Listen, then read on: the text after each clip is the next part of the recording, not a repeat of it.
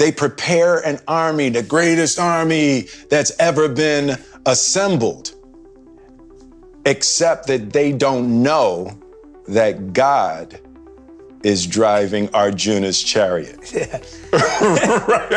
right? And they think they're going to tear through Arjuna, they're going to do all of this, but God is driving Arjuna's chariot, right? And even in that, Arjun, he's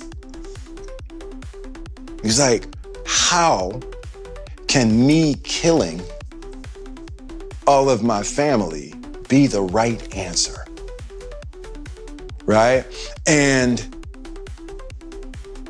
on the other side of that, he's like, well, I'll just let them kill me.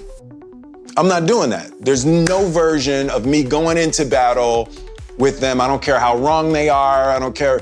And as I just got deeper and deeper into that story, it's like, I feel like that all the time, right?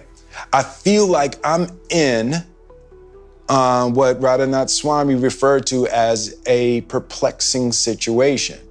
Always. Always, right? That I feel stuck in a perplexing situation with people I love,